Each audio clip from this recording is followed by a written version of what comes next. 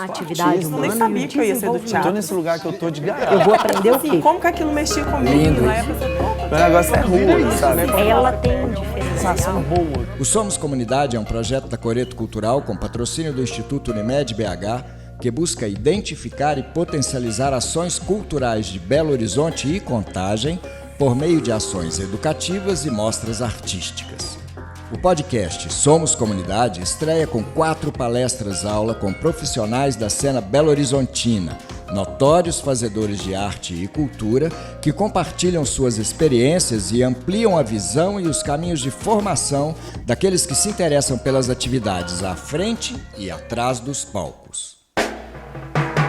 da família de Pirapora, que inclusive eu falo que eu nasci em Belo Horizonte, mas eu sou de Pirapora, né? Eu sou barranqueira, porque nasceu em um lugar... Tem um N aí, né? O quê? Barranqueira. Barranqueira. Eu sou barraqueira também, tem hora, mas normalmente eu sou mais barranqueira. Barranqueira é quem nasce na beira do Rio São Francisco. Atriz, diretora e figurinista, atua no teatro e cinema e no carnaval de rua da cidade e seus desdobramentos durante o ano. Atuou e dirigiu diversas peças de teatro. Ganhou o prêmio Simparc MG como melhor diretora com o espetáculo E Peça que Nos Perdoe, de 2013. Atuou em vários filmes mineiros. Premiada como melhor atriz no Festival de Cinema de Brasília em 2016 por Estado Itinerante. Como figurinista, também foi indicada ao prêmio Simparc MG diversas vezes. Atuou com o grupo Espanca no espetáculo Dente de Leão. Participou do filme O Natal de Rita, dirigido por Ricardo Alves Júnior pela Globo Filmes. Também dirige shows, entre eles o do cantor Marcelo Veronese e o da atriz Mariana Arruda. Atua como mestre de cerimônia no Festival Fênix, na Noite no Museu Memorial da Vale, na Mostra de Cinema de Tiradentes e na Cine BH, e no tributo a Marco Ribas. Além de tudo isso, é fundadora e produtora de 2 blocos de carnaval de Belo Horizonte, o Corte Devassa e o Magnólia.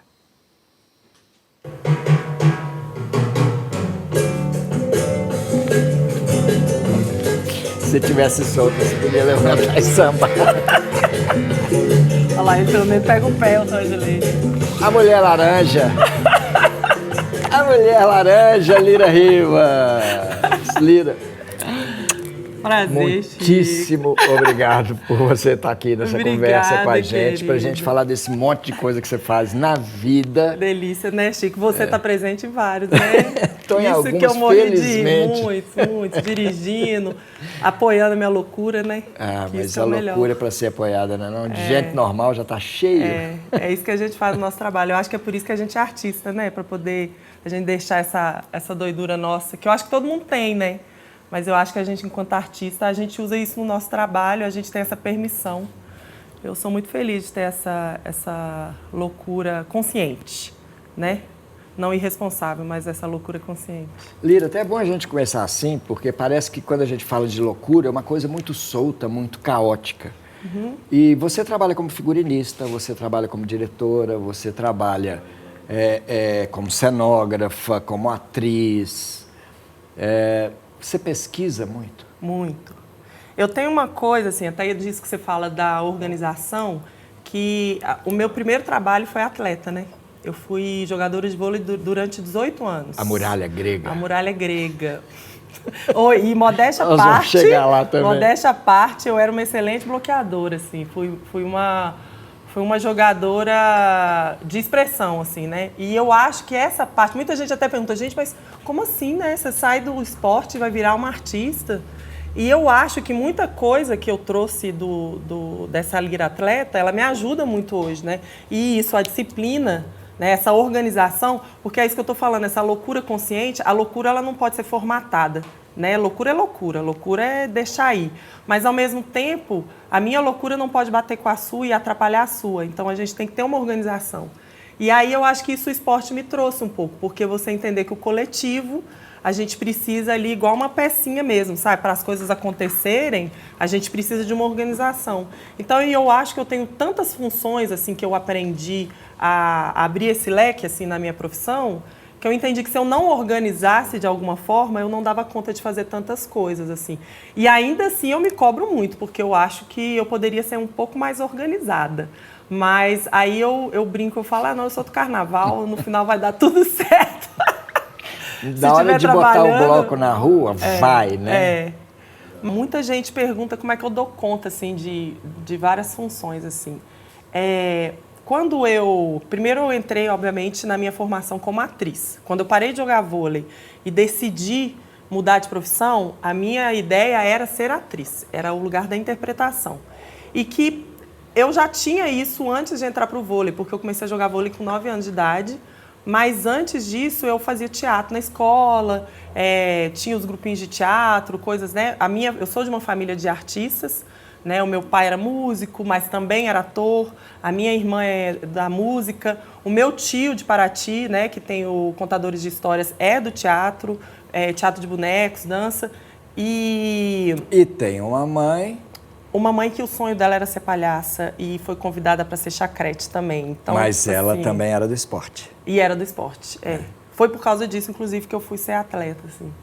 E aí, quando eu decido fazer o teatro, que eu, né, comecei na PUC, fazendo um curso técnico e tal, mas aí eu decidi pegar uma formação mais profunda, eu entrei ao mesmo tempo tanto no Cefar, que é uma escola técnica de teatro focada na interpretação, e entrei na Universidade Federal para fazer o teatro, que aí lá, apesar de ser um bacharelado, eu digo assim, né, é uma formação de bacharel, lá ele abrange várias coisas, direção, aí você aprende figurino, aprende interpretação e tal. E aí, só que no Cefar, eu tive um professor que é um mestre, que eu tenho muito orgulho de ter sido muito amiga dele, ele inclusive é um dos padrinhos da Corte Devassa, que é o Raul Belém Machado. E o Raul Belém Machado, ele teve uma coisa muito legal, assim, que quando ele estava dando aula pra gente, ele parava e olhava aquele tanto de gente, assim, né, uns 20 alunos, e falava, vocês estão achando que todos vocês vão trabalhar? Aí a gente, tipo assim, poxa, tá chamando a gente de ruim, assim, na cara do... Aí ele, não, vocês não vão trabalhar, o mercado não dá conta desse tanto de ator que sai. Então, se eu fosse vocês, eu caçava coisas dentro do teatro, outras funções, e eu não estou falando sobre o que você gosta, eu estou falando sobre trabalho, porque a gente não pode esquecer disso, a gente está aqui no início falando sobre a loucura do artista e tal. Eu não gosto de ter esse deslumbre do artista. Eu gosto de ter o pé no chão e de saber que sim, por ser uma artista, eu tenho uma sensibilidade aflorada que faz parte do que eu sou na vida e também na minha profissão, mas eu sou uma operária, sabe? Assim... É bom de você trazer isso, porque muita gente acha que é só inspiração, que vem, que é um dom e que aí é fácil você trabalhar no que gosta. Isso traz uma série de outras complicações, mas é trabalho duro, Total. É pesquisa, é formação, né? E eu acho que isso também veio do esporte, assim, que me ensinou, porque o esporte... eu brincava muito com umas meninas que a gente tem a história do Romário. Ah, mas o Romário não treinava e era um craque. Gente, tem um Romário, sabe? Vai ter poucos jogadores que às vezes vão ser geniais, assim, um Messi. Só que até você saber que você é genial, e se você não treina achando que você é genial e chega lá na frente você não era genial, entende? Então, assim, no esporte eu sabia que eu tinha que treinar. É o famoso você joga como treina. Então, a gente tinha que treinar. Então, quando eu cheguei nas artes, eu passei a entender que eu tinha que me preparar, independente da facilidade. Eu lembro que quando eu fui entrar na UFMG, muita gente foi contra, porque eu já estava trabalhando com teatro e tinha gente que falava assim, não, minha filha, você vai engessar, a universidade te engessa. Eu entendo que o lugar da academia, ela tem um engessamento, às vezes, que ela pode te limitar. Mas se você já vai com a cabeça de que aquilo vai fazer parte de uma das suas pesquisas, eu acho que você tem outros lugares para você alcançar, que não é só o teatro da prática, é o teatro do pensamento, da pesquisa. E aí eu acho que quando eu tô... E tem uma certa incoerência também, né? Assim, você achar que o conhecimento, que qualquer acréscimo de conhecimento pode te engessar. Depende de como você vai lidar com isso e como você vai articular isso dentro da sua vida. Conhecimento, eu acho que independente de onde ele vem e como ele é, ele nunca vai te engessar. O que eu acho que é quando você tem um conhecimento colonizador. Isso sim a gente tem que criticar. E a gente sabe que a universidade ela é um ensino colonizado.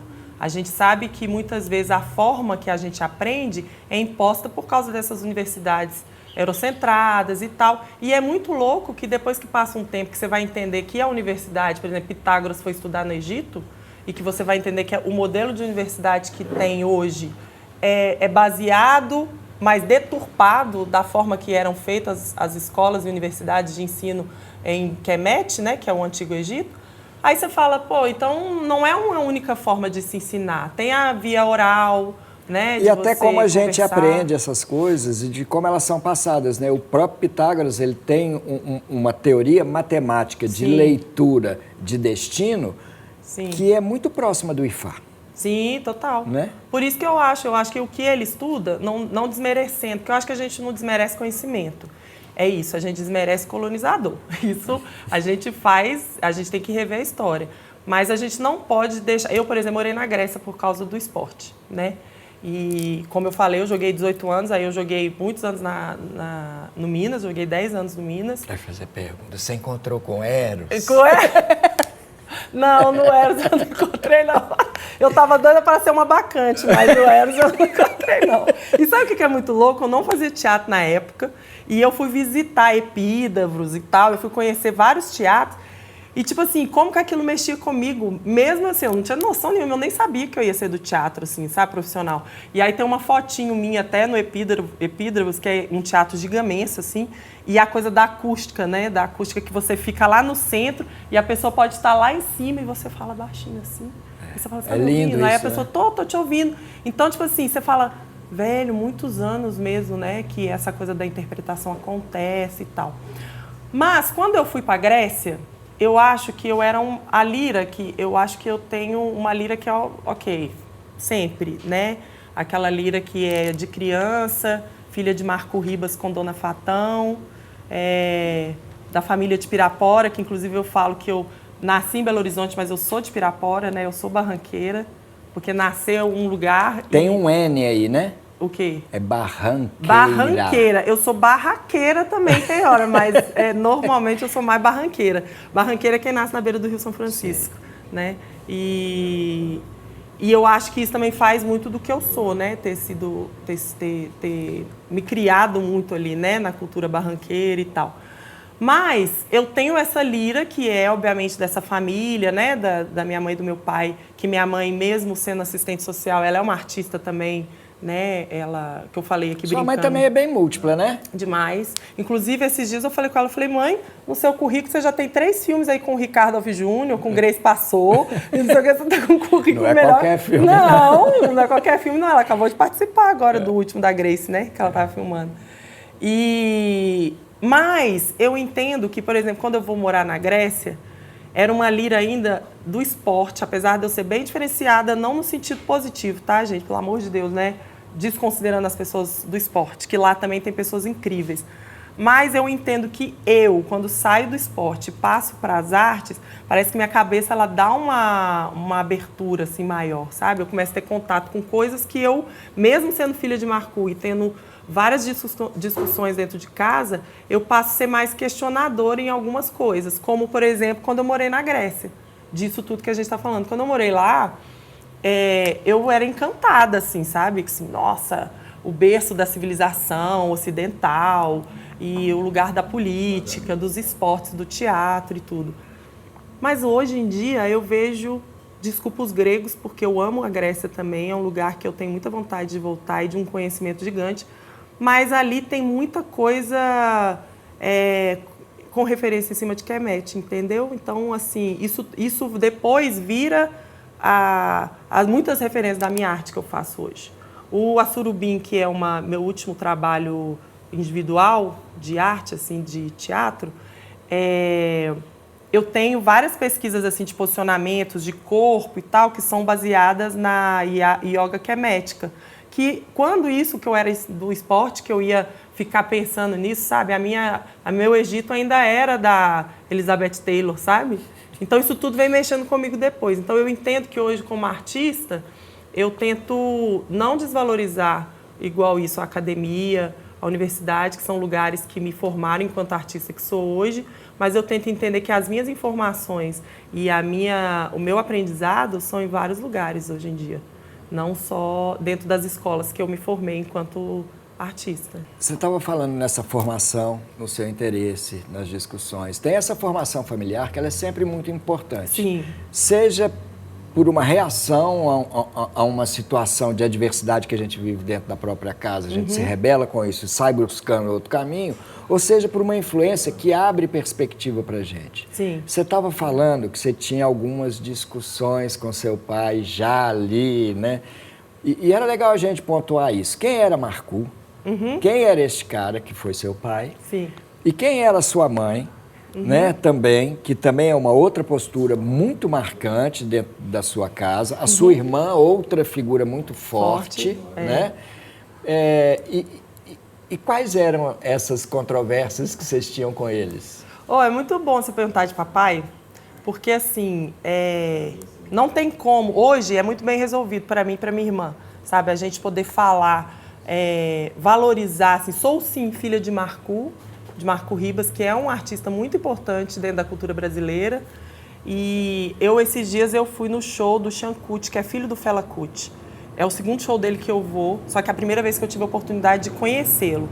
E na hora eu falei, gente, agora eu tô sentindo que muita gente veio falar comigo sobre meu pai e às vezes tem uma intimidade comigo que eu nem conheço a pessoa.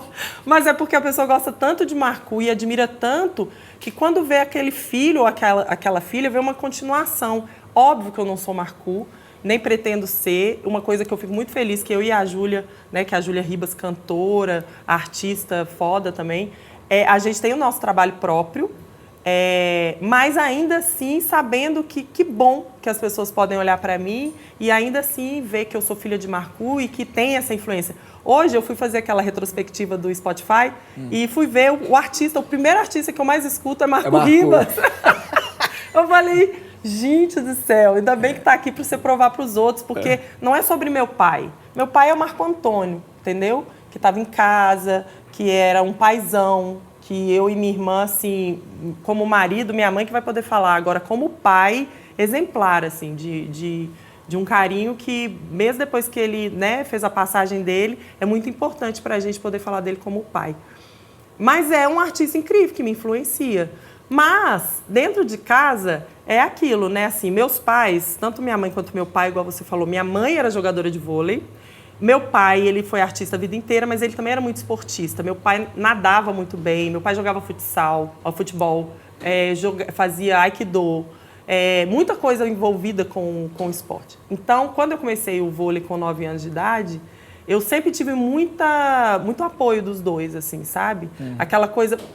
Porque sempre é a grande preocupação, né? E aí, ela vai trabalhar com o quê? Ela vai parar de estudar? No vôlei eu já tinha muito de faltar às aulas por causa do esporte, porque aí eu comecei a pegar a seleção brasileira muito cedo, infanto juvenil, aí depois peguei uma adulta, isso tudo você vai perdendo aula. Então, eles tinham essa preocupação, obviamente, minha mãe era bem rígida nisso, eu treinava, tipo, até 10 horas da noite, e aí eu tinha que estar em casa 10h30, porque até meia-noite eu tinha aula particular, para dar conta da escola. E era tipo assim, se você não for bem na escola, eu vou te tirar do vôlei. Poderia ter, sei lá, 17 anos de idade. Então, eu acho que os dois, eles conseguiam conciliar essa responsabilidade, que era a frase que minha mãe usava, que às vezes eu queria fazer alguma coisa que ela não deixava, eu falava, você fala que você é liberal, não é nada. Aí ela olhava assim, eu sou liberal, mas eu não sou irresponsável. Então, tipo assim, como mãe, ela tinha várias coisas ainda que ela... Eu sou louca, mas eu não sou caótica. Exatamente, apocalíptica. Queremos ser, mas a gente sabe que se for demais, a gente perde a rédea da vida da gente. Então, assim, em casa, a gente tinha nossas discussões, obviamente, mas, assim, primeiro que como eu fui atleta, eu acho que talvez até coisas muito dentro de casa, a Júlia, minha irmã, vai poder falar um pouco melhor. Porque esses dias eu estava falando com minha mãe, assim... Eu saí de casa com 13 anos de idade. E não é sair porque eu fui morar em outro lugar. Eu morava com eles, mas eu passava praticamente viajando. Ficava muito tempo sozinha. E aí, quando foi com mais 19 anos, foi a primeira vez que eu realmente saí, assim, apesar que antes eu ficava 6 meses fora de casa e tal. Então, assim, a minha relação com eles sempre foi de muita amizade, assim, de conversa e troca, mas tanto a minha mãe quanto meu pai, eles tinham muitos esses posicionamentos, assim... Vai jogar, mas tem que estudar. Quando eu parei de jogar, eu estava com 26 anos. Eu tinha acabado de voltar da Grécia. E era uma coisa que eu estava pensando há um tempo, mas eu falava, poxa, apesar de eu saber que eu quero muito ser artista, eu só sei jogar vôlei. Eu jogo vôlei desde os 18 anos. O que eu vou fazer? E eles foram... Você começou bem mais cedo o esporte. Eu comecei com 9. Comecei vôlei com 9 por causa disso, né? Minha mãe era jogadora e as pessoas... Minha mãe chegou a jogar master. Quando você fala que você começou com 16, aí é uma coisa oficial de time. Eu comecei... Não, né? com 13. Tá. Porque foi assim, com 9 eu comecei a jogar, que eles chamam de escolinha, ou na minha época era petis, que depois vira mirim. E aí com 9 eu comecei a jogar, só que eu detestava o vôlei, não gostava. Aí comecei a fazer o vôlei, quando eu estava com 10 para 11 anos eu pedi para sair. Mas fiquei poucos meses fora, assim, porque aí começou aquela onda da seleção masculina que ganhou o Barcelona. Sim. E aí eu comecei a ver, comecei a animar com aquilo ali. Eu falei, acho que eu tô gostando do vôlei. Aí pedi minha mãe para voltar. Aí dali eu não parei mais. E aí de 11 até 13 você fica naquela coisa ali ainda, novinha, jogando e tal. Mas quando foi 13, aí que eu percebi que já era uma profissão mesmo. Porque aí, na época, eu jogava no Minas. Então, com 13, já estava viajando com o time. Aí você começa a ganhar ajuda de custo. Você já começa a ganhar o Vale Transporte. Aí você já tem a turma do esporte. Aí, quando foi com 15, foi minha primeira convocação para a Seleção Brasileira. Com 13, eu já estava na Mineira. Mas com 15, foi a minha primeira para a Brasileira. Na época, o técnico era o Adson Lima, que tinha acabado de ser técnico em Barcelona, do feminino. E aí, peguei seleção brasileira dos 15 até os 20. Peguei infante, juvenil e tal. Aí, peguei a primeira convocação de seleção brasileira do Marco Aurélio Mota, que foi logo quando saiu o Bernardinho e entrou o Zé Roberto. Teve o Marco Aurélio Mota que fez uma renovação. Só que, gente, eu tenho 1,83 m, só que pro teatro eu sou muito alta, só que pro vôlei eu não sou muito alta. E eu jogava de meio. E isso era sempre um embate, assim, no esporte, porque todo mundo do esporte sabia que eu pulava muito, que eu tinha uma potência física muito boa, eu era muito inteligente no bloqueio, mas eu era baixa para a posição que eu jogava. Aí eu jogava, as meninas eram Valeuska, que, né, maravilhosa, minha amiga, que Deus a tenha. E depois chega a Thaísa, sabe? É umas meninas de 1,96 m e tudo, entendeu? É a nossa diferença. Gracinha, que Deus a tenha aqui, né? Linda. Inclusive, ela vai ser homenageada no carnaval, hein? Tô soltando isso em primeira mão de você. Eu não sei quanto que vai aqui a nossa entrevista, mas eu vou homenageá-la da forma que eu consigo fazer, né? Que é no carnaval. Mas quando eu chego na seleção brasileira adulta, é a primeira vez que eles falam comigo assim, olha, você tem que escolher. Se você quiser uma carreira na seleção, você tem que ser ponteira. Agora, se não, tipo, não tem como. E aí eu fui para um time, até que era do Luiz Omar, que depois foi técnico do Finasa e tal. E ele tentou de tudo me colocar de ponteira, mas eu gostava mesmo, era de meio. Que hoje eu entendo que é o que faz eu ser uma atriz que dirige dentro de cena, sabe? Assim, eu faço direção tanto fora, assistindo a peça, quanto eu estou em cena como atriz e dirigindo. Que é esse olhar aqui lateral, né? Essa coisa aqui mais... Olhar periférico. Esse olhar periférico. Que tem a ver com a minha posição que eu jogava. Sim. Né? De meio. Sim, de meio você está aqui e você está olhando que a levantadora vai fazer uma jogada aqui, aí você tem que olhar a ponteira que vai, aí a meio vai puxar lá atrás. Você não segue a bola, você tem que seguir, você tem que ver a cena toda. Você tem que ver a cena. E eu acho que era isso que eu gostava. Né? Ação paralela que vai saber se vai levantar na outra, não é aqui onde armou. Exato. E eu acho que quando eu tomei essa decisão de falar, não, eu cheguei pro Luiz Omar e falei, não, eu não quero jogar de ponta. Ele falou, então você sabe que chance de seleção você não tem, né? Eu sei, mas eu quero jogar de meio. E aí comecei a jogar de meio e eram os times que eu jogava bem, assim, né? Fui em bons times. Mas o coração com o teatro parecia que ficava me chamando, assim. Eu não sabia, porque eu nunca tinha feito de forma profissional. Aí fui morar na Grécia, eu acho que foi quando eu falei, não, eu vou sair um pouquinho do Brasil. Você foi com que idade? Fui com 25. Tá. 2005 eu resolvi ir para lá. Foi maravilhoso enquanto experiência, porque eu conheci, né, essa coisa cultural de você entender. Uma coisa é você passear. Eu acredito que as pessoas quando vão na Grécia, vão em Mykonos, Santorini, passear é uma coisa. Agora, quando você vai morar em Atenas, eu morei lá 10 meses. É outro lugar, assim, que eu realmente fiquei muito encantada com o país, com as pessoas e tal. Só que quando eu voltei, eu tive que fazer uma cirurgia, que eu tinha que ficar 6 meses parada. Só que foi a melhor coisa, assim, porque eu acho que eu tive essa oportunidade de ficar ali parada, tentando entender o que eu ia fazer. E aí eu perguntei pro médico, eu falei, olha, eu não posso treinar, mas eu posso fazer teatro. Nem sabia eu, né? Ele, claro, teatro, ele deve ter pensado, teatro é uma coisa assim com texto, né? Olhando. E mal sabia ele que o meu teatro é que rola no chão, lambe chão, pula. Sem contar o carnaval. Sem contar o carnaval. E dali eu peguei o teatro e eu acho que quando eu realmente decido fazer o teatro, aí vira minha profissão. Mesmo quando eu ainda era aluna. E isso foi com que idade essa virada? 26. Não, 26 para 27. 2007. Você volta com a cirurgia. Eu volto em 2006 da Grécia, fico 6 meses. Aí no início de 2007 eu peço para ele para fazer teatro. Começo a fazer na PUC, só que eu achei que eu ia fazer e ia sair. Quando tinha 3 meses que eu estava fazendo teatro e que o meu empresário me ligou e falando que tinha arrumado um time e tal, né? Foi ali que eu falei, nossa, não consigo voltar. E aí eu realmente, e todo mundo que me conhecia, meu empresário mesmo, que era um grande amigo, hoje é um grande empresário aí, o Geraldo Maciel, ele olhou para mim e falou, claro, vai, é sua cara, é você. Tipo assim, ser atriz, fazer arte, fazer tal, você tem a ver com o vôlei. E hoje eu entendo, eu acho que eu gostava do vôlei, porque, assim, hoje em dia eu nem vejo vôlei mais, sabe? Assim, é uma coisa que, do dia que eu decidi parar, só ficaram as amizades mesmo. Porque eu acho que eu gostava do vôlei, essa parte do corpo, sabe? Em cena, dali da performance na quadra. Então, eu lembro que, às vezes, eu estava jogando, eu ficava pensando assim, hoje eu sou a heroína de não sei o quê. Então, eu tenho que ganhar por causa do não sei o quê, não sei o quê. Ninguém sabia, mas por dentro de mim tinha isso. E aí, quando eu paro, gente... Construir um personagem, entrava numa persona ali. Era Lirão. Tanto é que quando as pessoas me chamam de Lirão, elas sabem o que elas estão acionando. Lirão do vôlei, entendeu? E aí, dali eu já faço, né? Já passo pro teatro, e aí eu faço PUC 3 anos, aí eu entro Palácio e Cefar ao mesmo tempo. Só que aí, é aí que vem a outra parte além do teatro, né? Que nessa época, 2012, eu já estava dirigindo, que é essa peça que eu ganhei melhor direção pelo Simpark, né? Já estava fazendo figurino, eu já estava me entendendo na parte do teatro. Cinema eu ainda não tinha entrado, que eu vou chegar nessa parte, que cinema já é mais perto de 2015.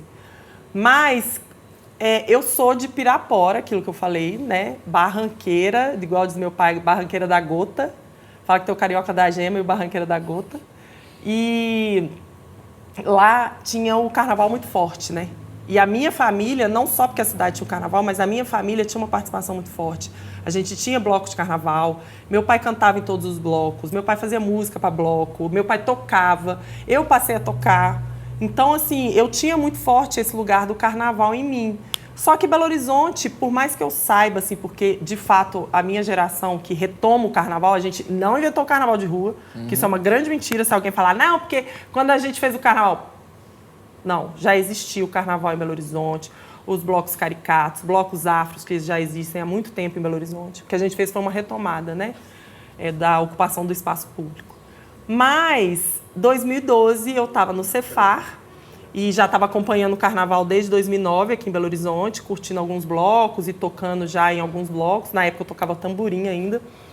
E aí, no teatro, a nossa calorada, o nosso trote nunca é aquele trote violento, babaca, né? O nosso sempre é uma performance, uma brincadeira e tal. Aí a gente recebeu o pessoal do primeiro ano, a gente estava no segundo, com essa performance que chamava Corte Devassa. Então, qual que era a ideia? Qual que era o conceito? Era a gente fazer uma corte bem assim, mais bufanesca, com essa linguagem de bufão, onde que a gente criticava, era tipo uma sátira, que a gente pegava essas personagens assim, de poder, Carlota Joaquina, Maria Antonieta e tal, que a gente pegava esses lugares e tipo, jogava na lama mesmo, sabe? Tipo, Dom Pedro, vai ficar igual um porco aí, é esse lugar que vocês vão fazer. Então era uma crítica. E a gente recebia os calouros tocando marchinha e tal. A gente nem tinha o nosso hino ainda e ficava nesse negócio. Aí, isso, 2012. Fizemos lindo e tal.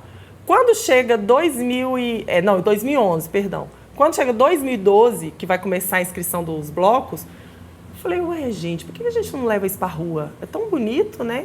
Liguei pra todo mundo, ninguém botou fé. O povo, não, que carnaval que ele? Pelo amor de Deus e tal. Eu, não, gente. Aí ninguém comprou a ideia.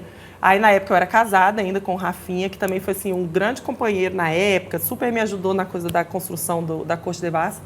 Fomos na prefeitura, inscrevi o bloco, liguei também para o Gustavo do Samba Queixinho, que também era um super amigo meu, que me ajudou, assim, né, para entender como é que era essa elaboração de um bloco de carnaval. E aí, quando foi numa segunda-feira de carnaval, a gente decidiu na Sapucaí, por causa do nome Sapucaí, para a gente fazer essa brincadeira com a Sapucaí do Rio. Devia ter no máximo 100 pessoas, mas eram pessoas assim muito animadas, que era do teatro, todo mundo fantasiado.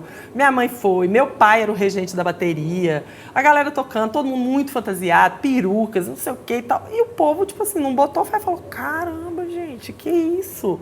Que bloco incrível. Só que assim, sem grana, sem nada, e foi lindo. Aí, a partir dali, eu comecei a empolgar de fazer desse bloco como se fosse algo mais tradicional mesmo, que acontecesse todo ano e tal. Aí eu fui aprendendo, indo nas reuniões de prefeitura, a gente mudou muita coisa, aí não é a gente querendo se gabar, mas eu acho que a luta que a gente fez na época sobre os blocos de carnaval, que eram considerados eventos, então a gente tinha que pagar taxa, tinha umas coisas assim que eles cobravam da gente, que a gente falava, gente, isso é manifestação popular. O carnaval é uma manifestação popular, eu não estou pedindo para você para sair, eu estou falando, eu vou sair. Porque isso é sobre o carnaval e vocês vão dar o apoio que a gente precisa, que é o que acontece hoje, né? E aí, nisso já vão 12 anos, a Corte Devassa vai fazer 12 anos. No ano de 2013, meu pai já estava doente e na época eu só tocava tamborim, não tocava caixa ainda. E no dia do último ensaio que a gente ia ter, ele estava passando mal, aí ele falou que não conseguiria ir. Me ensinou umas 4 batidas básicas, que são as que a gente usa até hoje. E aí virei a regente do bloco do Corte Devassa. E que aí é o que eu falo também, que eu comecei a parar de dar um pouco de limite, assim, eu sou atriz. Porque quando eu coloco isso, se eu fosse pensar que eu sou uma atriz, eu nunca estaria regendo um bloco. Eu nunca estaria no corpo do Magnólia.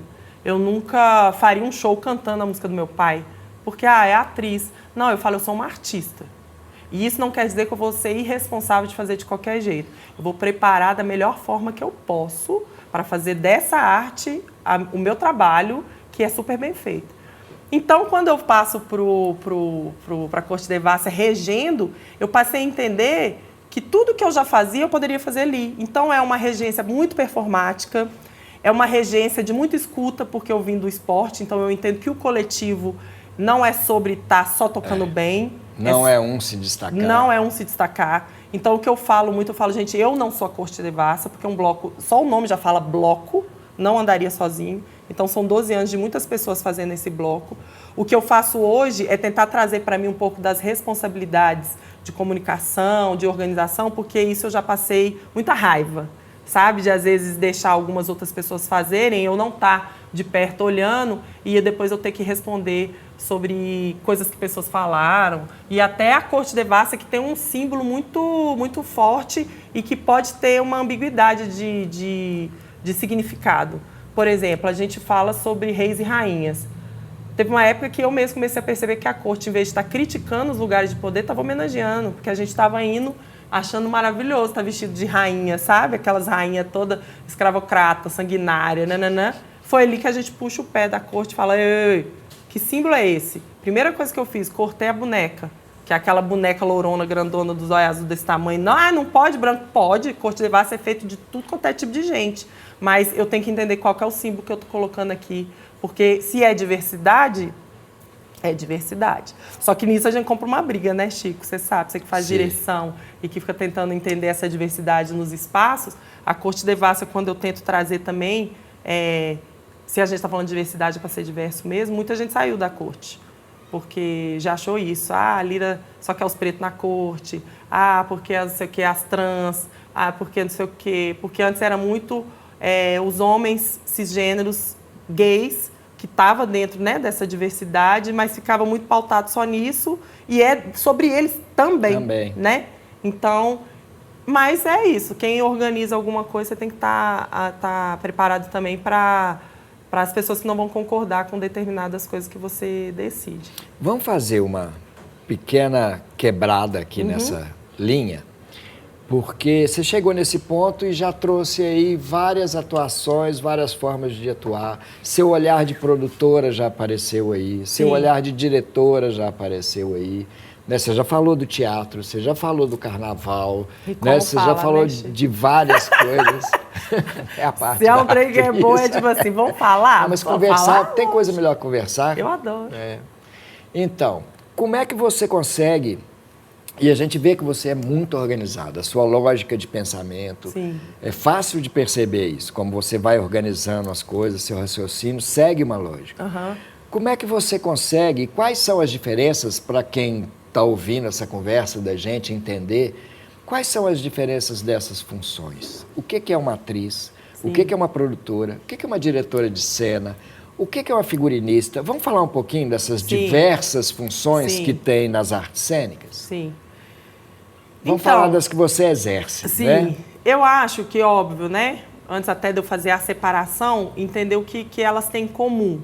Porque, querendo ou não, elas aparecem exatamente por eu exercer, igual eu acabei de falar, como eu era do esporte, eu passo a entender uma regência do coletivo. E no esporte eu era capitã, eu tinha muito desse lugar também da liderança. Então, eu entendo que as funções, mesmo que elas sejam diferentes, têm coisas em comum, porque, afinal de contas, é a mesma pessoa que está fazendo, né? Então, as minhas experiências são todas voltadas para aquilo ali das funções que eu exerço dentro das artes cênicas. Mas é óbvio que tem diferença. Por exemplo, até dentro da atriz tem diferença. Eu me formei como atriz de teatro. Eu sou, inclusive, professora de teatro. Eu faço preparação de alunos para entrar na escola de teatro da UFMG, do TU, do Cefar. Eu faço essa preparação. Então, eu tenho que entender que teatro é uma coisa, cinema é outra coisa, performance é outra coisa. Televisão é outra coisa. São linguagens. Sim. Então, assim, já partindo do lugar de que a atriz, eu preciso já também de entender as diferenças, óbvio que todas as outras eu vou ter que colocar uma lira de uma outra forma. Então, primeiro, teatro, atriz. Dentro do teatro, a gente tem aquela coisa de entender que o processo teatral ele é mais longo, porque você vai estar, inclusive, encenando, não só como preparação ao processo, mas você vai estar encenando pelo menos 1 hora no palco.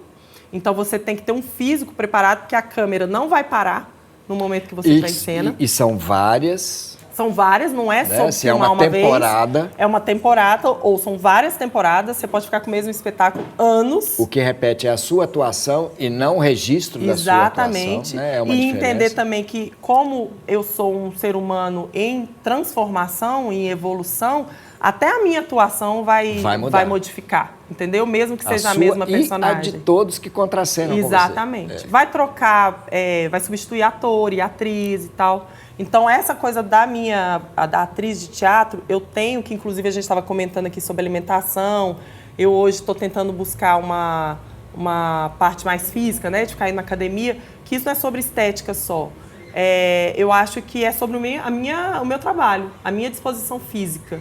Então, como atriz de cinema, de teatro, eu preciso disso, sabe? Eu preciso dessa organização, tanto de processo, que é longo, quanto de encenação, temporadas, quanto um físico.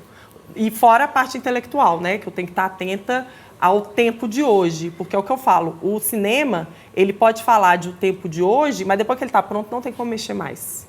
O teatro não tem essa desculpa. Se eu fizer uma peça hoje sobre aquela planta e daqui 10 anos eu quisesse fazer essa peça, eu tenho que revisitá-la. Por isso que, se você olhar meu trabalho, eu não sou muito de fazer textos clássicos, assim. E se eu fizer, você vai ver ele muito mexido, porque eu acho de um absurdo, de uma irresponsabilidade a gente querer pegar um texto da Grécia Antiga, um Nelson Rodrigues, e eu querer fazer igual. Nelson Rodrigues é machista, racista pra caramba, entendeu? E isso não tira a genialidade dele. Apesar de eu achar que às vezes a gente tem que começar a questionar também.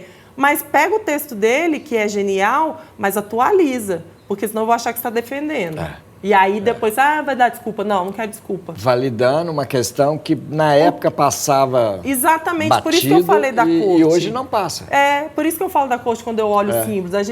Eu trabalho com teatro. Tudo isso que eu estou olhando aqui em você, tudo isso aqui é símbolo.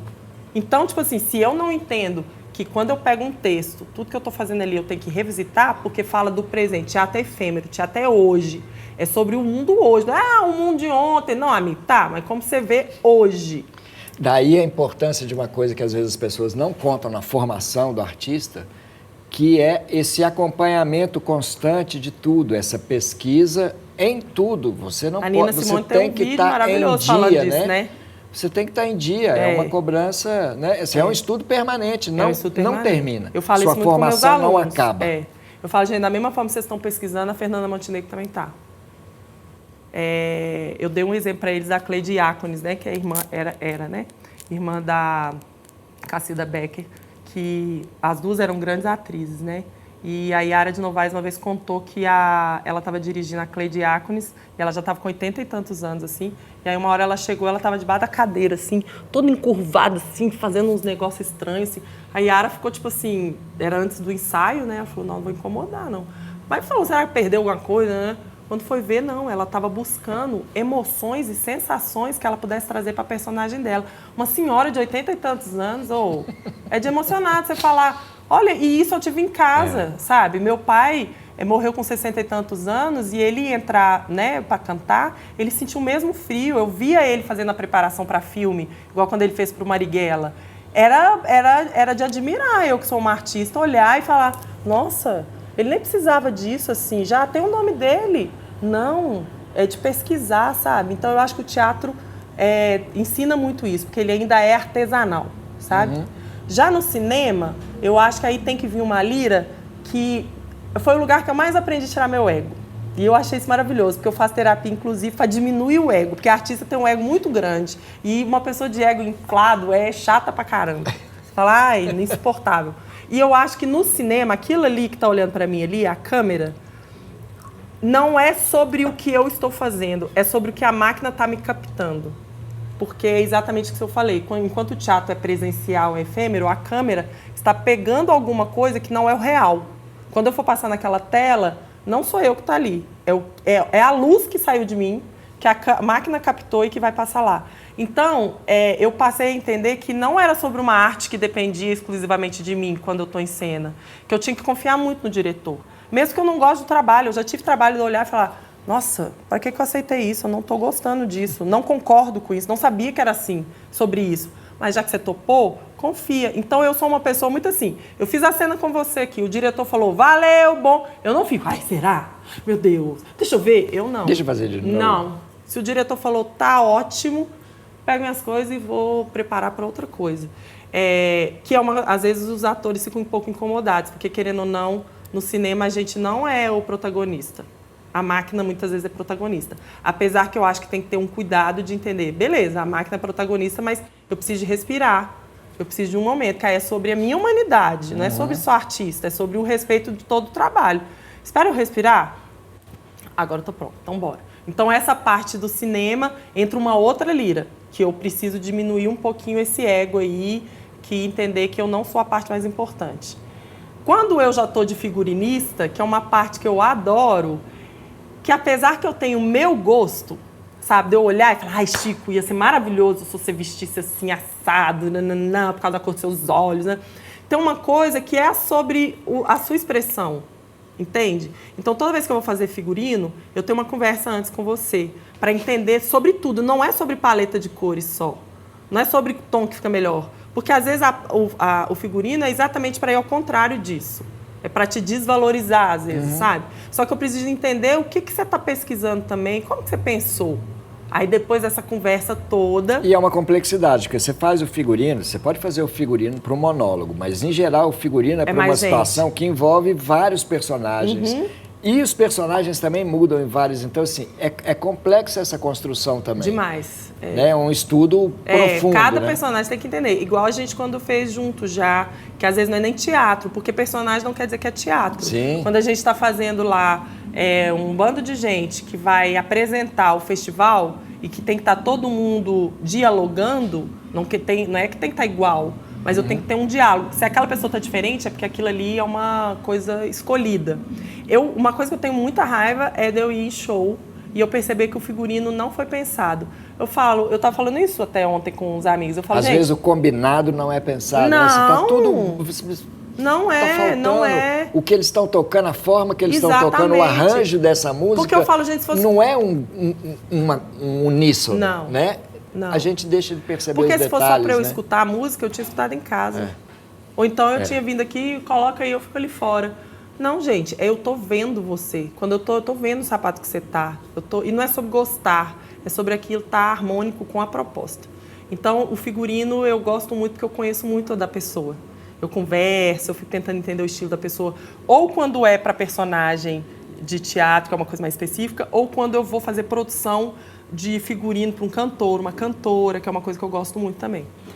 E tem uma coisa do figurino que eu amo, que é a parte da costureira, que é o outro lugar que eu aprendi a terceirizar. Porque eu sou muito centralizadora. Como eu faço muitas coisas e eu fico, né, querendo olhar e tal, se está dando certo, se todo mundo está fazendo e tal, tem hora que eu vou centralizando demais. Agora, quando você vai trabalhar no figurino, eu não costuro. E uma das coisas que eu entendi que eu não precisava de aprender a costurar para ser uma figurinista, que ficava mais na parte de criação. Eu sei costurar na mão, né, customizar e tudo. Mas a costureira, ela me ensina que eu preciso da maestria de outras profissões também, sabe? Então, a parceria que eu faço com as costureiras também é incrível, senão meu trabalho também não sai, quando é um trabalho de criação que eu tenho que fazer o figurino.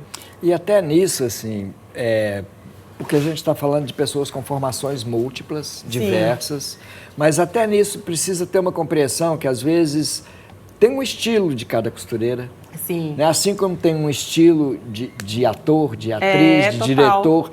Quanto mais adequado essas pessoas estão e quanto mais relação elas têm com o assunto que elas estão falando, melhor. Né? Se é uma costureira que está habituada a costurar, digamos, uniforme de operário. Sim. Se eu for Às vezes, para ela fazer um vestido de noiva pode ser mais complicado. Mas para ela fazer uma cena que tem essa pegada, vai ser muito melhor essa mão, né, na costura. Tanto é que eu trabalho com, às vezes, uma rede de costureiras. Nós que somos figurinistas, a gente se fala muito. Porque nem sempre a sua costureira, por mais que ela seja sua, nem gosto de falar isso, a sua parceira, né, de trabalho, por mais que ela trabalhe com você, às vezes ela não está disponível de data, às vezes ela tem outro trabalho. Então, nós que somos figurinistas, a gente sempre troca muito.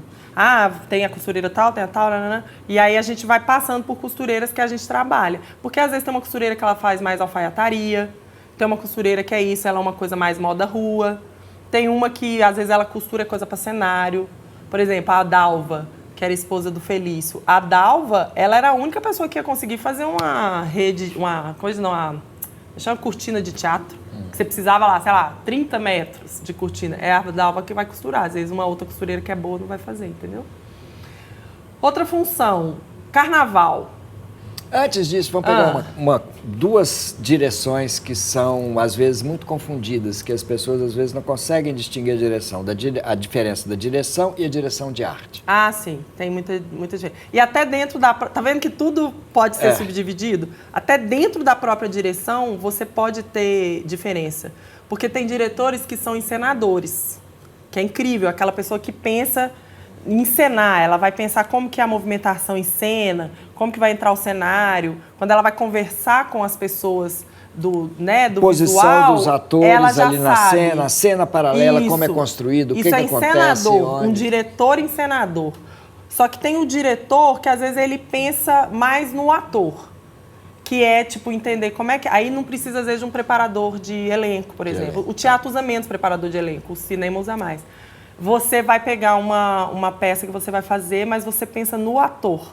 Como é que eu vou construir aquela peça pensando na movimentação dos atores, texto, sabe? Como que o ator se comporta. Porque tem diretor que, tipo assim, você vai olhar, os atores estão de qualquer jeito, mas a encenação é incrível.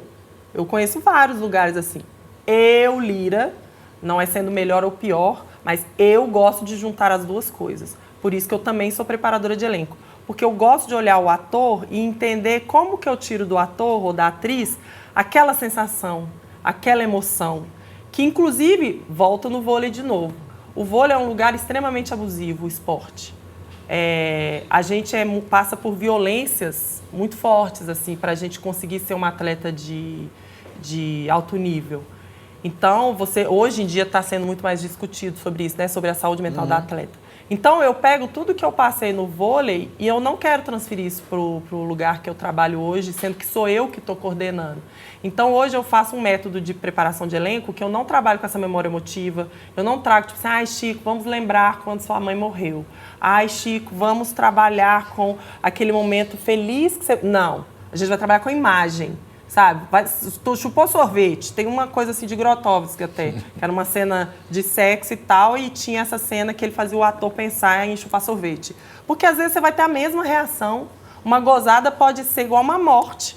Entendeu? E você pode fazer de uma forma como você... A cena é de gozar, só que você vai pensar de dor. Sabe? Vai correr, exaustão. Aí eu coloco a pessoa para correr. Só que eu não tô pedindo para ela pensar em alguma coisa que vai dar um gatilho. A gente já tem muito gatilho, sabe? Pra gente pensar que para fazer arte, eu preciso de sofrer todo dia, além do sofrimento da minha própria profissão. Que é o quê? Acordar cedo, trabalhar, não ganhar dinheiro, ter que ralar num lugar, ficar longe de família. Isso já é o sofrimento real da profissão. Aí eu vou te colocar ainda para ter gatilho emocional. Pensa no seu filho, que você tá 1 ano sem ver. Não, nada a ver, nada a ver. Então eu gosto de pensar nessas duas coisas de direção. Então essa é a parte de diretor. Isso também é um estilo que também teve numa determinada época, né? Tinha, eu posso até dar nomes, Fátima os diretores mais que é era uma coisa violenta, mais autoritária, né? Os diretores que se consideravam muito os donos do teatro, sabe? Aqueles, aí esses, enfim, diretores que consideravam, e era essa coisa muito... do homem, sabe? O homem diretor que chegava. Tanto é que eu tive muita dificuldade quando eu comecei a fazer teatro, dirigir. Hoje eu não sou assim mais, não, porque eu trabalho hoje muito na comunicação não violenta. Hoje eu busco isso, eu não quero a comunicação não violenta. Porque eu não quer a violenta. É isso, eu não quero a comunicação violenta, exato. Porque eu não quero te estressar e eu também não quero estressar, porque quando eu tenho que gritar com você, eu saio extremamente exausta. Sim. Mas quando eu comecei a dirigir, eu era ex-atleta. Você desloca a energia, né? Eu acho que esse é um entendimento importante nisso que a gente está trabalhando com pessoas. Se você leva a energia para essa relação, que ela é violenta, que tem um embate, você está desgastando a energia que vai precisar na cena seguinte. Exatamente. Você acha que às vezes você está direcionando, que você quer que a pessoa seja violenta, reaja com o outro, mas você está tirando a energia. Você está tirando potência da pessoa. E Estímulo. Porque teatro é físico. Por mais que eu não saiba explicar quando me vem uma inspiração, que eu acho que também pode ser espiritual, mas a gente está falando sobre outra coisa. Apesar de eu falar que o teatro é a minha religião, não é sobre espiritualidade que eu estou falando. Baixou uma coisa aqui. Não, amiga, vai tratar isso lá no seu terreiro. Porque se baixar aqui, eu não vou saber resolver. Tá errado. Tocou um tambor aqui, eu tô sentindo... Sai agora. Eu tenho algumas coisas de direção que eu costumo reclamar. Por exemplo, comecei a olhar o casal, tá fazendo, eu tô vendo que eles estão resolvendo o tesão deles dentro de cena. Igual quando você joga água no cachorro que tá cruzando. Eu, tipo assim, quero parar, porque eu não sei como é que eu faço. Como é que eu vou lidar com duas pessoas que estão tendo tesão na cena? Fala, gente, não é sobre isso não, tá? Esses aí vocês resolvem quando vocês saírem daqui. Eu acho que a direção... Ela também é uma arte que você tem que estudar, porque eu acho que você direcionar alguém é ter uma responsabilidade, sabe? Com alguém que vai viver emoções de outra pessoa. Eu tenho essa responsabilidade sobre o seu corpo, sobre o seu pensamento, sobre a sua atuação e sobre o corpo do outro que está fazendo a cena com você. Então, e sobre direção. Quando você fala direção de arte, a gente já está pensando sobre o visual, que é o que é de ver, que é o que a gente chama do plástico. E aí o plástico, ele vem com várias coisas. Ele vem conceito, que você tem que entender por que você está fazendo aquilo ali, qual que é o seu conceito, onde que você está tendo essa referência. Quando você explica sobre isso, você está falando sobre o quê? Por que você escolheu isso? E aí vem uma coisa que todo mundo que trabalha comigo sempre fala, a lira e as paletas. Porque eu acredito que a escolha das paletas também, as cores, elas não são aleatórias. Porque tem gente que acha que é. Então, tipo assim, você entender que uma cena pode ser monocromática, como ela pode ter cores que são contrastantes, como pode ter cores suaves e tal. Isso diz muito sobre o seu espetáculo. É assim, batata. Eu ver um filme, já ver a cor do filme, eu já falo, gostei. Eles pensaram na cor do filme, que pode ser tanto tratado como fotografia, quanto a roupa que a galera vai vestir. Que também vale para o teatro, né? Que também vale para o teatro. Você não tem cor só, você tem cor na luz, né? Não é só no figurino, não é só no cenário. Exatamente. A luz também traz uma outra cor, que confere uma outra sensação. É outra camada. É outra camada. A gente está falando de camadas, né? Exato. São camadas que se compõem para fazer um trabalho, seja no cinema, seja no teatro. É lidar com essas camadas e isso são entendimentos múltiplos. É uma junção de artes ali no meio. Por isso que eu gosto muito do teatro, que o teatro, ele coloca na mesma arte várias linguagens, sabe? Eu acho que a linguagem... Por isso que a gente falou, né? Cinema é uma coisa, teatro é outra coisa, TV é outra coisa, são linguagens, não é porque é da atuação que é a mesma coisa. Agora, você falou da iluminação, foi engraçado, porque você sabe que iluminação é a única coisa que eu não me atrevo? Primeiro que eu tenho medo. Eu tenho medo de subir, porque assim, mas às vezes você pode ser só light designer. Eu detesto isso. Não, amigo, você vai ser só a pessoa que vai ficar falando. Você vai subir para poder pregar um negócio, se precisar. Então você não é do teatro, porque do teatro a gente tem que subir. Se não tem uma fita crepe, não é? Ah lá, o povo tá falando, se não tem uma fita crepe dentro, MacGyver, meu filho, você tem que ser. Então, tipo assim, eu tenho medo de tomar choque e tal, E a luz, eu converso muito com o iluminador e iluminadora quando eu vou fazer figurino, porque interfere. Tem certas luzes que você joga em cima da outra cor e ela anula. Ou vai Às jogar vezes para ficar preta a cor. Às vezes você queria um contraste numa cena e dependendo da tonalidade das cores que você escondeu, joga com a luz, o contraste foi embora. Virou tudo uma coisa só. No cinema piorou. Iluminador e figurinista tem que conversar muito. Depende do filtro que o cara vai dar depois, da finalização, que vai chegar em outro lugar. Mas aí vem o meu lugar de encenadora, que é o que eu falei. Eu também sou encenadora, eu gosto do ator e gosto da direção de arte. Quando eu fiz esse espetáculo que eu ganhei melhor direção, ele chama E Peça Que Nos Perdoe. Eu sempre gostei muito de filme de terror. E de literatura de terror também. Allan Poe, eu gosto muito e tal. E eu ficava querendo entender como no teatro eu poderia ter a mesma sensação de quando eu estou vendo um filme ou lendo o livro. E eu não encontrava no teatro. Eu via o terror fofo, que era aquela coisa do terror tipo Família Addams, que eu adoro também, mas é um terror fofo, não é uma coisa que você fica ali apreensiva. Posso anotar esse conceito agora? Pode, terror fofo. Depois eu te passo as referências assim, de vários terror fofos que eu conheço. E, ao mesmo tempo, também não precisava de ser uma coisa bizarra, sabe? De sangue espalhado, tudo quanto é lado. Eu queria a sensação. Porque o público precisa ficar até o final também. Precisa ficar até o final. Apesar que essa peça já teve gente que levantou. Graças a Deus foi por causa de medo, não foi porque acharam ruim, não. Porque a peça realmente ela mexia. Porque o que aconteceu? Eu comecei a pesquisar onde que esteticamente pegava as pessoas. Eu tinha acabado de voltar da Grécia, não tinha muito tempo. Então, tudo que é que você não entende, você pode ter um medinho. Então, uma língua que você não entende. Por que no Exorcista eles usam aquelas segunda voz, aqueles negócios que eles colocam, que são coisas que às vezes a nossa cultura, né? Que às vezes outra cultura conhece. A gente fica com medo porque a gente não conhece. Então, você fica assim, nossa, coisa bizarra. Então, nessa peça, eu trouxe textos, né? Tanto do Allan Poe, trouxe coisas do Nelson Rodrigues, porque aí eu queria trazer coisas sobre família. Eu fui pesquisar o cinema do Ingmar Bergman, porque aí tinha esse suspense que não era terror, era um suspense. A Hora do Lobo, o Grito e tal, tinham várias coisas interessantes dele. E eu sou, voltando, barranqueira de Pirapora, e eu queria aquele universo que era da família, sabe? A minha família do lado do meu pai é uma família incrível, mas tem uns mistérios, assim, umas coisas que fica e que você não pode falar, não fala isso, ninguém pode saber. E é uma coisa de muitos anos, eu ficava, gente... E eu sempre quis falar sobre isso e trazer os vissungos, né? Que são esses cantos e tal, cantos de morte e tal, que meu pai já fazia isso antes e que eu queria colocar na peça de alguma forma. E aí vem a parte plástica. Gente, eu quero que essa peça seja como se fosse um filme preto e branco. Como farei isso? Põe todo mundo de roupa preto e branco? Não. A pele ainda tá aí, ó. Se fosse você com essas bochechas rosadas, faz como? Não tem como. Aí chamei o iluminador, que na época era o Bruno Ceresoli. Chamei maquiador, que na época era o Mauro.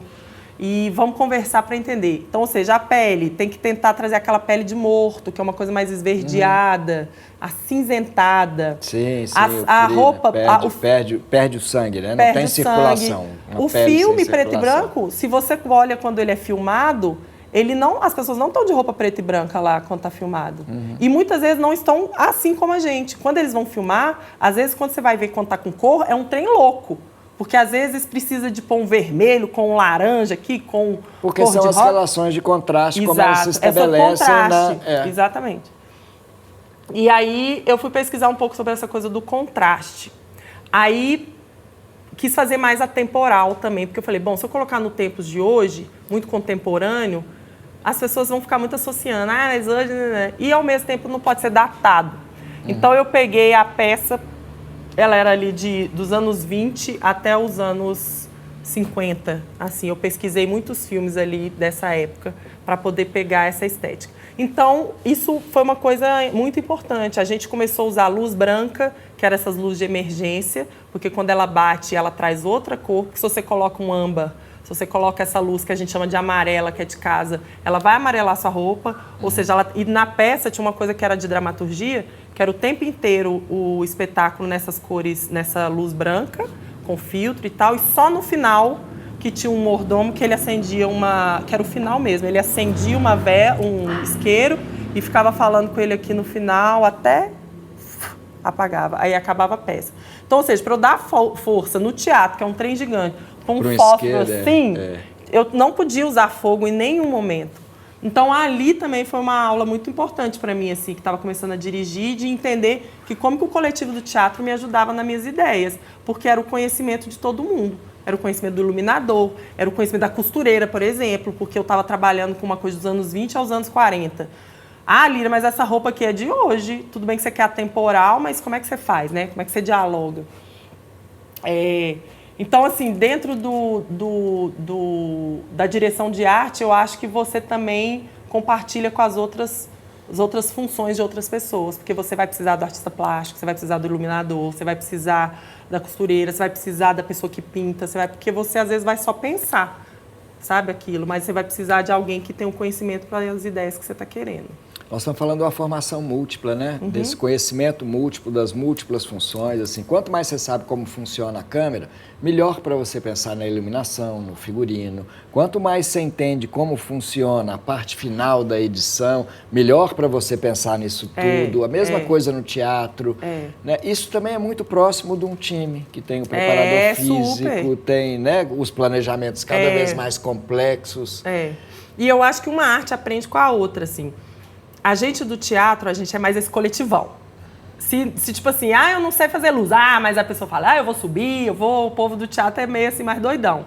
Mas tem que aprender também um pouco com o cinema. O cinema tem uma hierarquia mais definida, né? O cinema é bem setorizado. Que é diferente do audiovisual como um todo. Se você pega o cinema de ficção, ele tem uma hierarquia muito mais acentuada do que o documentário, por exemplo. Sim. Né? E muito mais complexa, até de formação de equipe, primeiro, segundo, terceiro assistente de câmera, etc., né? Foquista.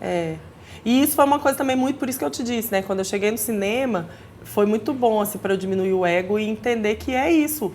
Sim, é setorizado. Tudo bem que, de novo, aquela crítica que eu faço, você sabe que eu sou essa pessoa que eu vou sempre criticar os espaços que eu estou, saber quem está e tudo. E o cinema também tem uma cultura muito embranquecida, eurocentrada. A forma de se fazer, né? Mas, ainda assim, tem coisas que senão não funciona. Se a pessoa não tiver responsável pela máquina, é engraçado que tem aquela pessoa que fica atrás, né, segurando a pessoa que está na câmera. Se aquela pessoa não tiver, a outra vai cair. E no teatro, nós estamos doidão lá, andando, cai, levando. Quantas vezes eu já caí no teatro? Tô andando assim no negócio, cai, aí todo mundo... Mas o teatro permite, mas no cinema não, amigas. No cinema é tempo, é dinheiro, né? O Hitchcock fazia aquele... Aí, a gente chegou num outro ponto que é legal de tocar, que é essa noção de mercado, da cultura, das artes, né? Que o cinema da gente, ele importa uma cultura de mercado de um cinema hollywoodiano, norte-americano, ou há tempos atrás tinha uma referência maior no cinema europeu, principalmente no francês. Mas, enfim, a gente traz essa noção de mercado para as artes. Existe um mercado no Brasil, a gente pode chamar de mercado? Você diz do de cinema? Trabalho, não, de cinema, de teatro, que a gente pode configurar como mercado. Assim. Então... Eu acho que depende, por isso que eu perguntei. Eu posso pensar em trabalhar nisso? Do tanto que eu estou trabalhando, eu faço questão de falar. Outro dia uma amiga minha falou, eu tava passando umas situações e tal, financeira, que é aquilo, né? Um projeto que às vezes quer passar aí, não sai, não sei o que dá errado, né? Ela falou, ai, por que você não faz outras coisas? Eu falei, amiga... Mas... eu falei, olha, até caixa de show eu já fui, de bar. Essa situação foi até muito engraçada, porque eu tinha acabado de jogar vôlei, então tinha muita gente de BH, assim, que me conhecia, a Lira, do MRV. E aí eu sou dessas, pra trabalhar, bora trabalhar. Aí tava precisando de trabalhar, fui fazer caixa. Aí tô lá aqui, tá pegando os trem, de repente alguém foi, pôs o negócio e falou, Lira? Aí eu, Lira Ribas? Eu, Lira Ribas do MRV? Eu, olhou assim pro lado, o que você tá fazendo aqui? Aí eu, trabalhando. Tô esperando você me deu uma tentar preguiça. cortar pra eu falei, bloquear. Eu tô só querendo que você me dê o cartão aí logo pra eu poder passar. Eu vou pegar R$70 na hora que acabar. R$70. A conta do moço tava dando mais do que eu ia ganhar. Mas, tipo assim, sim, gente, eu sou do teatro, se que precisar de fazer, eu vou fazer. Mas tem uma hora que você fala, porra, mas é minha profissão. Eu não preciso de estar fazendo tudo também, entende? Eu quero isso, eu entendo que é a minha profissão e tem um mercado de trabalho, que inclusive eu também preciso me organizar mais, porque tem hora que a gente começa nisso, para resolver, não, deixa que eu faço, e às vezes é profissional, né? A gente precisa de ser mais profissional. Eu acho que isso eu estou entendendo um pouco agora também, porque eu acho que às vezes a paixão pelo que você faz fala muito alto, e aí a gente deixa passar algumas coisinhas que talvez eram um direito seu. Mas eu acho que, se você for olhar o cinema, eu acho o cinema um pouco mais organizado do que o teatro. Porque o cinema, inclusive é o que eu até falei, né? Eu entrei no cinema em 2015. Eu achava que eu nunca ia fazer cinema, porque assim, todo mundo falava que eu era muito alta, que eu era muito grande para tela, e ainda sou. Eu já vi que tem cenas, por exemplo, eu já fiz, por exemplo, participação em novela. A câmera, ele sempre tem que me colocar atrás para parecer que eu estou na frente. Sabe, para dar aquela ilusão do ângulo, porque se eu fico muito na frente, acabou. A tela, né, não me cabe. Então, eu sempre achava que eu não ia fazer cinema. Mas até que surgiu o Estado Itinerante, que é esse que eu ganhei prêmio de melhor atriz, e ali me abriu portas para vários... Porque o cinema não é um cinema, né? Dentro do cinema tem vários tipos, né? Sim. Estética. Felizmente, cada vez maiores. Tem. Só que quando eu entro no cinema, e às vezes talvez seja o que eu faço menos cinema do que eu gostaria, porque o cinema é um mercado. Não adianta essa ilusão, porque o teatro, se eu quiser, eu vou ali junto e faço uma peça. Você acha que isso tem alguma relação com o produto final? Ou seja, tem, porque o cinema é mais caro. O produto do final é um produto. O produto do cinema, ele é um produto que o produto circula, não precisa mais da equipe toda viajar. Sim. O teatro... O produto é processual, sim, ele continua tendo que ser feito a cada venda, a cada compra do produto, você tem que fazer o produto ali na hora. Exatamente. E aí precisa da equipe toda de novo. Eu acho que assim, ó, o teatro para você fazer, mesmo que você não tenha muito dinheiro, você consegue. Agora, manter já é mais difícil. O cinema, para você fazer, você precisa de dinheiro. Entende? E aí eu acho que nessa hora que eu entrei pro cinema, que eu fui entender que tem um mercado de agência. Por exemplo, a gente vê essas séries que estão nos streams hoje, né? E muita gente fazendo, a gente tem que entender que não é só sobre talento, não. Porque senão você se frustra. Fala, poxa, então eu não sou talentosa porque eu não estou fazendo? Amiga, vão ter várias pessoas talentosas que não vão fazer. Até porque eu também não discuto talento, né? Porque talento parece uma coisa divina, que a pessoa veio... talento é trabalhado também. É pesquisa, é construção, exato. Né? E oportunidade, que é o que a Viola Davis fala lá, né? O que faz diferença da atriz negra para a branca é a oportunidade. Eu estava conversando isso hoje lá dentro de casa. Como que atores como Cauã Raymond, como o Reinaldo Gianecchini, como atores que às vezes a gente considerava medíocres, hoje estão melhores por causa da oportunidade. De tanto puder você exercitar fazer, mais. Lógico. Tanto você fazer, você melhora, gente. É um exercício, né? A arte é um exercício constante, né? Exatamente. Você escreveu, não é um dom. E você falou uma coisa importante, porque as pessoas acham que a arte, ela é inspiração. Não, você amigo, nasceu vai trabalhar. Escritor, você nasceu atriz. Né? Só que, ao mesmo tempo, quando você entende isso, você tem que entender também que existe uma coisa que é daquele métier ali do cinema. Então, por exemplo, as agências. As primeiras coisas que, quando vão olhar para uma série... Ok, que às vezes pode ter o diretor que quer determinado ator, mas normalmente eles vão direto na agência e vão saber quais atores que você tem para mim. Então eles já abrem a carta deles lá e falam, se você não está em agência nenhuma, as pessoas vão saber de você como. E para você estar na agência, então manda você para a agência. Sim, às vezes você manda, mas você às vezes não é o perfil, ou já tem seu perfil dentro da agência. Isso eu acho que pra gente, assim, pra gente entender esse mercado no Brasil, tanto para o cinema, porque se a gente tem o cinema que é feito no Brasil, ele circula basicamente em festival. Exatamente. Não tem público. É quase como se não tivesse público. O público é muito restrito, as salas de cinema não dão espaço para esse cinema circular. Não tem como eu saber quem é o ator, né? Principalmente se for de outro lugar, salvo é difícil se ele tiver numa conhecer, novela, se ele porque tiver... a gente não tem essa etapa final, que é a distribuição, que é a circulação do trabalho. A mesma coisa vale para o teatro. E esses dias alguém comentou assim, que a gente vive num ciclo de trabalho tão grande que a gente não tem tempo mais de ver nem o próprio trabalho, nem o dos outros. Né, de entender de vivenciar o trabalho que a gente faz. Ô Chico, a gente mesmo, esses dias eu estava comentando com o pessoal que estreou o espetáculo, nós que fazemos artes estamos com dificuldade de consumir a arte, de ver a arte. O máximo que a gente está conseguindo é ouvir música, ou ver uma série, um filme em casa, porque quando você tem que ir ao teatro, você precisa de tempo. E às vezes naquele momento que está tendo a estreia, você está dando aula. Esses dias mesmo, eu perdi uma filmagem, por exemplo, de um filme maravilhoso que eu queria fazer, porque eu estava dando aula. E mas como a gente não quer também desanimar ninguém a fazer arte. Não. Muito pelo contrário, sempre vale a pena. Sempre vale a pena. Eu sou fruto... E é uma construção constante da gente, né, também, né? Eu sou criada, meu pai era artista, e trabalhou com isso a vida inteira.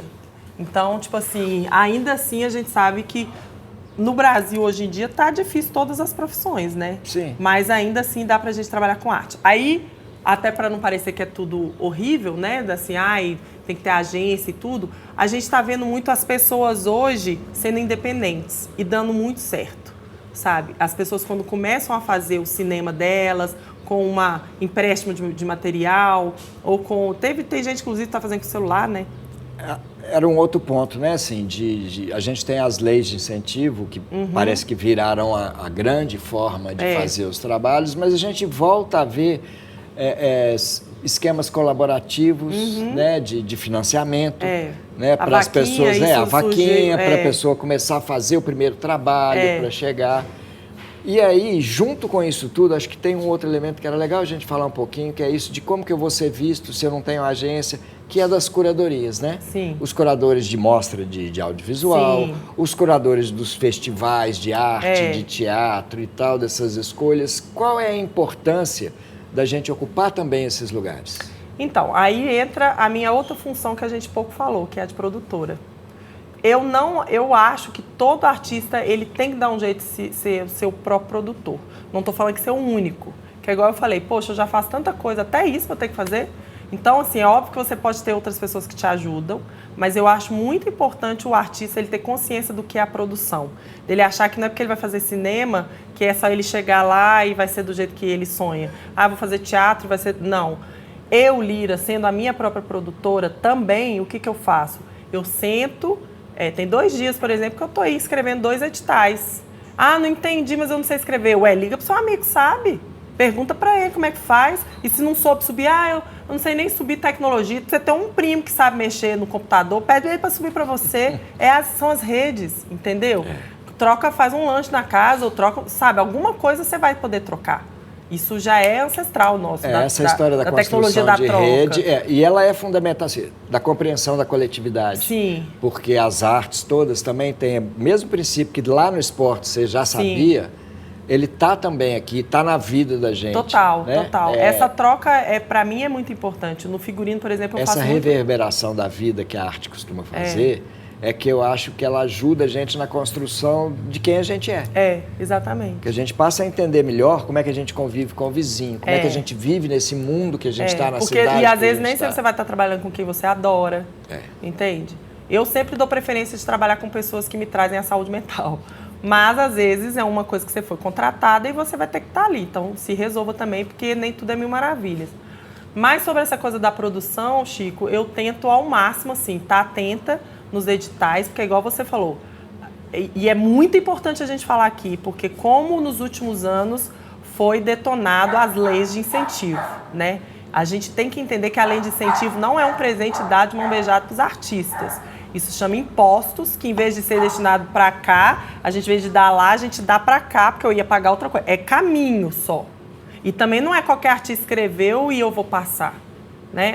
Escreve. Não, tem uma banca para escolher. A crítica deveria ser deixando sempre na mão das empresas escolherem quem elas querem. Se o dinheiro é do governo, para que as empresas que decidem? Não precisava nem da marca das empresas. Exatamente. O governo pode Minha filha, você não está fazendo caridade. É um imposto que você ia dar para cá e que você está... E que nem foi você que escolheu dar. O governo falou assim, vou abrir mão de X. Exatamente. Né? E esse que é o problema das leis, que às vezes fica muito... Que é um momento, talvez, de readequação. Quando as leis foram feitas, elas foram pensadas até como forma de que as empresas se interessassem pela produção cultural, pela arte, para que passassem a fazer isso por elas.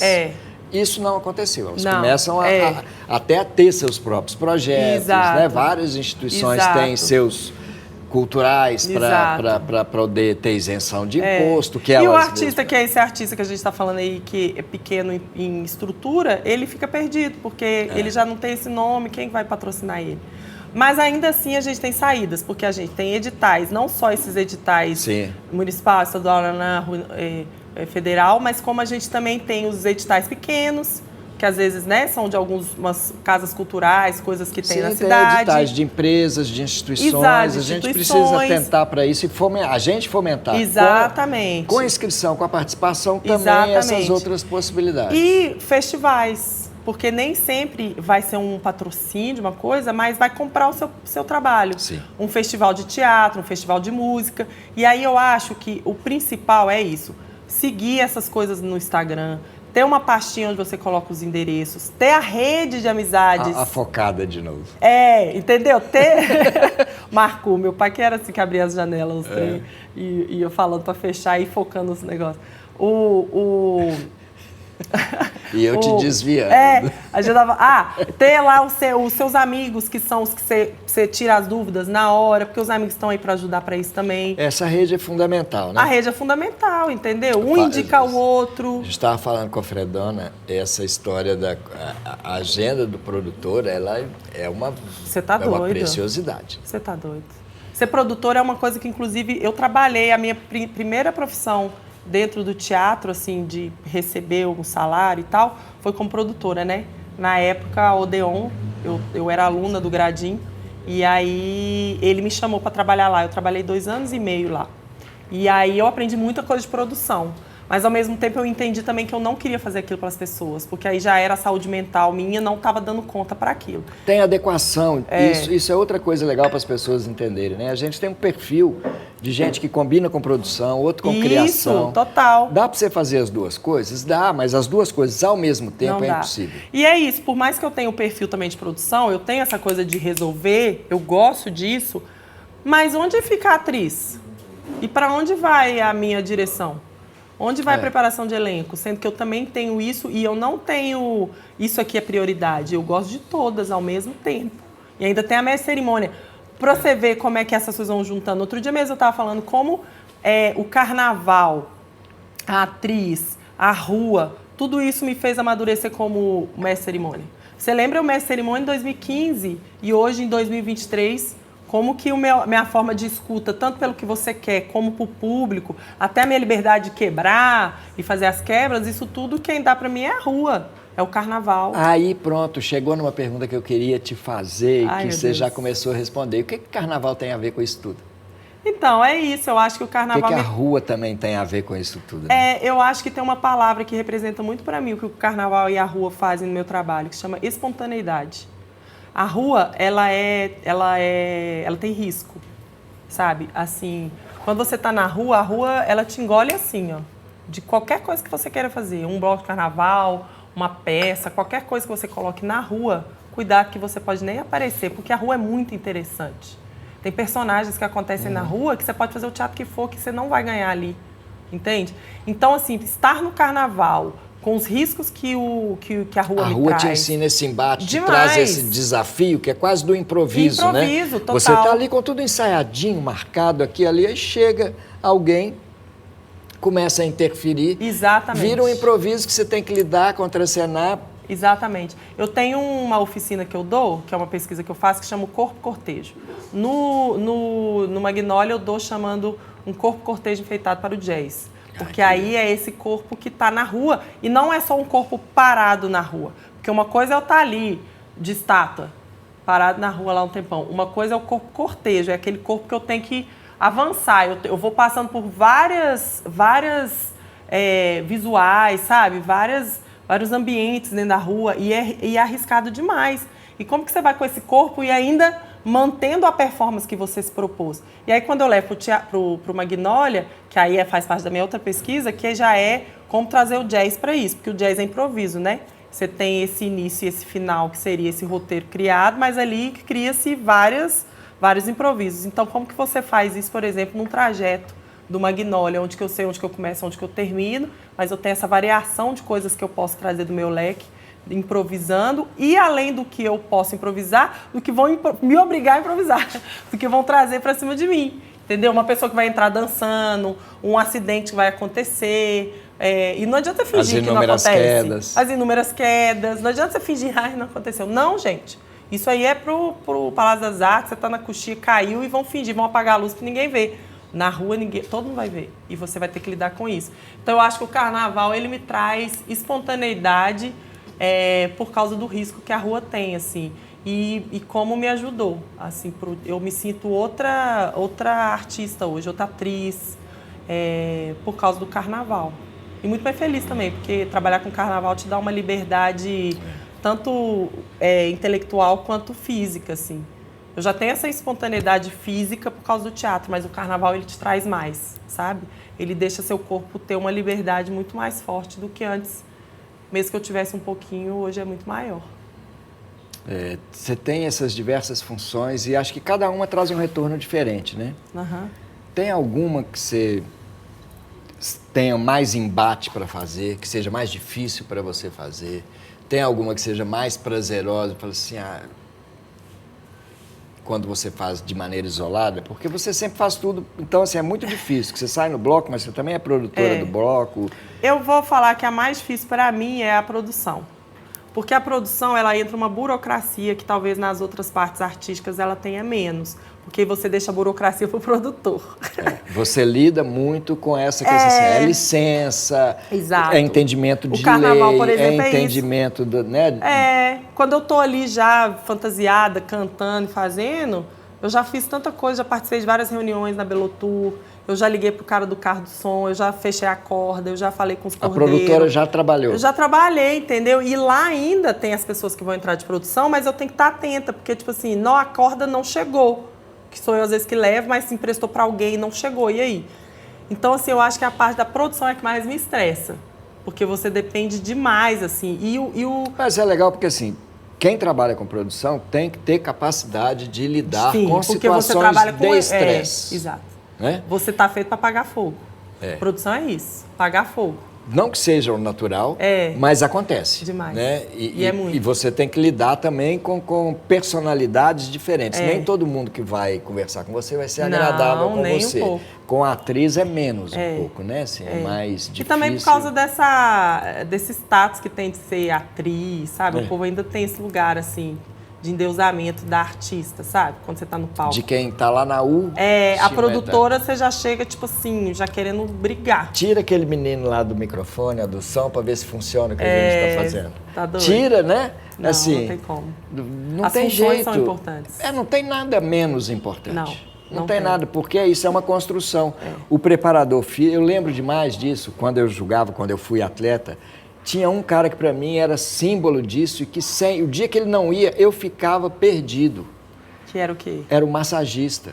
Sim. Era o dia que ele não ia, eu falei assim, eu vou ter cãibra.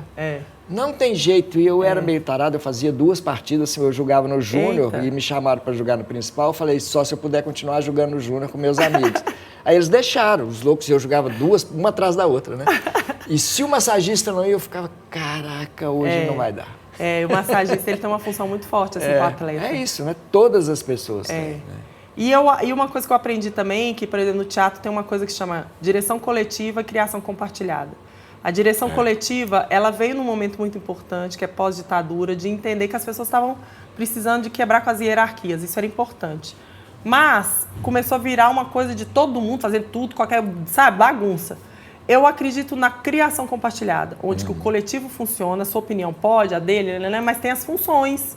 E as funções, elas precisam de existir, não dá para ser tudo assim, solto, porque senão as coisas não acontecem. Eu não estou falando aqui, eu tenho várias funções e eu tenho que organizar as minhas funções, porque quando eu estou, imagina, um espetáculo, mesmo eu estou você atuando, com você dirigindo, mesma, né? Você eu tem tenho os que ter, momentos exatamente. Imagina de quando dar você tem um voz para coletivo. produtora e dar voz para diretora. Exatamente, exatamente. E isso sem contar, assim, né, coisa que, por exemplo, a gente nem falou. Eu tô regendo o bloco da Corte de Devassa, mas eu ainda toco a caixa. Porque, querendo ou não, tem a minha satisfação pessoal também. Que eu quero fazer. De tocar, né? Eu tô no carnaval, no Magnolia eu já não toco, porque lá é uma parte do corpo, porque tem os músicos. Mas eu também quero me divertir. Apesar de ser um trabalho, a Corte de Devassa, é o meu carnaval. E eu não vou abrir mão de eu estar com a minha caixa e tocar a minha caixa também, não. Então, assim, é uma profissão que eu acho que a gente tem que pôr o pé no chão de entender que é uma profissão como qualquer outra. Tem os problemas, tem as coisas boas. A gente tem que pensar em mercado, sim, e mercado é pesquisa, entender? Porque mercado muda de acordo com o tempo, não é uma coisa que era igual na época do meu pai. E tem que se adequar mesmo. Mas, ao mesmo tempo, tem a sensibilidade do artista, que não quer dizer uma coisa sobrenatural, mas é uma sensibilidade que também... Que também é envolvimento, é o que eu trabalho, é exercício eu gosto, constante de isso. cidadania, de relação com o mundo que Isso. você está. Apesar de eu amar o que eu faço, não me peça para te dar a única coisa que eu tenho para vender. É isso aí. Cacilda Becker. Era o que ela falava sobre o que ela fazia. A gente não falou de uma coisa, O quê? por falar nisso, que é da Lira Cantora. Eita, mas essa aí é difícil. Você A sabe que Lira essa eu tive que Cantora, tratar na porque terapia, né? Tem um certo atrevimento Tem. também que tem que ter, né? Uma cara de pau. Eu acho que veio por causa também do carnaval, que me permitiu o risco. Eu esqueci de falar aquela hora do carnaval. Por quê? Eu sou filha de um grande cantor, irmã de uma grande cantora. Então, assim, a minha referência era muito alta. E aí, apesar de eu ser afinada, eu falava... eu não sou tão diferente assim, não, sabe? Acho que não vai fazer diferença. E eu mudei isso um pouco, mas eu sempre fui muito competitiva. Atleta, eu era assim, eu vou ser a melhor bloqueadora. Eu vou ganhar, e ganhava, tá? Melhor bloqueadora do mundo no Mundial, tal. Melhor bloqueadora da Superliga, tal. Melhor no Nacional, tal. Quando eu cheguei no teatro... grega. Beleza, eu vou ser diretora, eu vou ganhar prêmio de melhor direção. Aí vai ganhar, não sei o quê, atriz, né? Só que teve uma hora que eu parei com isso. Porque eu falei... Uma cobrança que cobrança enorme. é pra quê? E o que muda na sua vida? Porque eu vou te falar que não mudou nada. Eu não fiz mais trabalho por causa disso, eu não ganhei mais dinheiro por causa disso. Muito pelo contrário, você fica com um ego muito grande no sentido de e às achar vezes que... as pessoas não acham que isso é cara, né? Exato, A Lira exato. ficou muito cara. Não. Então, assim, pra mim hoje não é ser a melhor de nada, é eu dar o meu melhor. Tem é uma diferente. conversa com o Ricardo Aleixo, que em um determinado momento na altura, eles falavam com ele, mas o Ricardo é hors concours, o Ricardo é hors concours. Ele falou assim, poxa, eles me colocam como hors concours, que é como se me tirasse. Ele não pode participar disso, ele não pode participar disso. Porque as pessoas começam Porque a achar ele é que bom? você... Ou não chama não que tá fazendo muita coisa, isso acontece demais, é verdade. Mas a música, aconteceu isso, eu ficava um pouco constrangida mesmo de cantar. Só que eu comecei a entender, aí no carnaval era assim, às vezes tinha uma música que alguém não sabia e eu puxava pra cantar e tal, só que a minha irmã também, ela sempre foi muito bacana assim comigo, a gente é muito amiga, eu e a Júlia, e muito diferentes ao mesmo tempo, isso é muito bom. Em casa a gente já entende o que é ser diverso. E aí a Júlia sempre me incentivava demais, assim. E aí eu acho que eu me permiti, porque eram músicas do meu pai, a princípio, sabe? Eu falei, não que elas sejam fáceis, porque elas são muito difíceis. Mas, tipo assim, é meu pai, porque se eu não puder cantar a música do meu pai, eu não vou cantar nada mesmo. Então eu comecei a me permitir... Nem no chuveiro. Nem no chuveiro. E eu comecei a me permitir a cantar nas participações que eu fazia dele, assim, sabe? No Marco Day, no Mais Samba, num show da minha irmã. Aí no teatro eu sempre canto, tem coisas que eu canto. Na Corte de Devassa, às vezes, banda, assim, eu evito de cantar o inteiro, porque aí é uma questão de memória mesmo. Eu gravo pouca música. Texto eu gravo, mas música eu erro muito as letras, assim. Então eu não pego muito para cantar direto. Mas aí acabou que é isso, assim, a Lira Cantora, ela aparece, mas eu vou ser bem honesta, que de todas é a que eu menos invisto. Assim, eu acho que é um lugar também que eu deveria e quero investir, eu digo não da carreira, mas eu digo no aprendizado, sabe? Afinação e tal, apesar de eu ser afinada e tudo, mas é sempre aprimorar. Então, eu acho que a da cantora ainda é a que eu fico um pouquinho ali atrás, tipo assim, sabe? Mas aí eu uso da atriz, eu chego lá em cima e, tipo assim, baixo uma personagem em mim, que aí eu permito fazer. E aí eu me Lira, divirto. eu queria te agradecer demais por essa Chico, conversa. que Foi um delícia. prazer enorme. Se deixar, a gente fica conversando aqui verdade, até amanhã. você me conhece. Né? Assunto sei. não vai faltar. Te agradeço Chico, demais. Obrigada. E assim, acho super importante para essa meninada ver como é que é possível a gente ser o que a gente quiser. E que mesmo que a gente queira ser muitas. E queria terminar isso, nós vamos terminar essa conversa aqui com uma demonstração desse seu atrevimento. Ai, meu Deus, o quê? Nós vamos terminar deixando as pessoas ouvir você cantando Elis Regina. Ai, meu Deus do Né? céu. Ainda Que mais aí Regina, entra a olha atriz, isso. exatamente, para ver o tamanho do atrevimento e para a gente já começar a Nossa, divulgar a gente. Lira Ô, gente, cantora. Você colocar aí como é que chama? Aquele negocinho que os meninos estão usando hoje?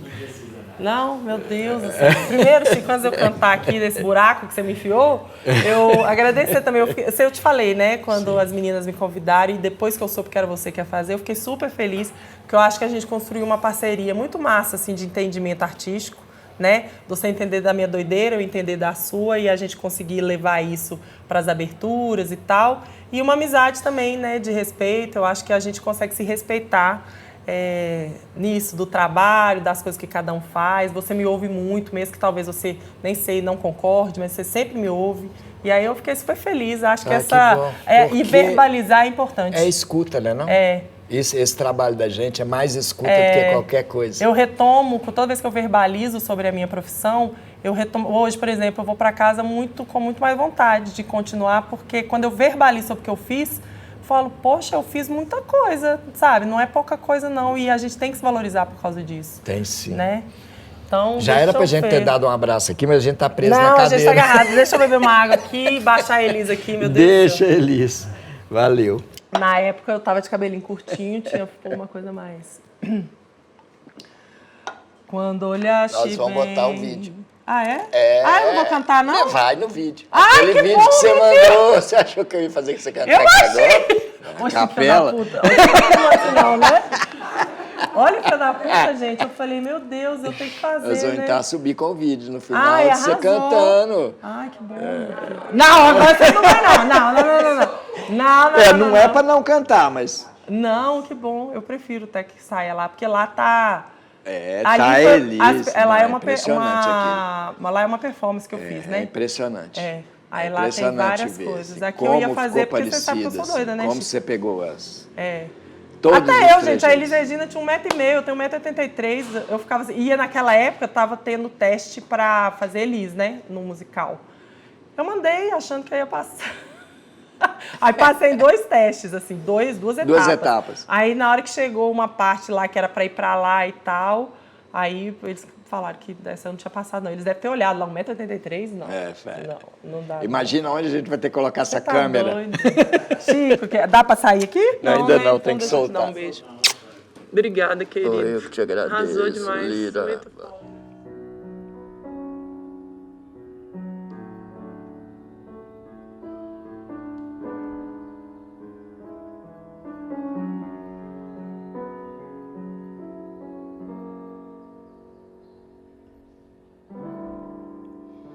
Quando olhaste bem nos olhos meus,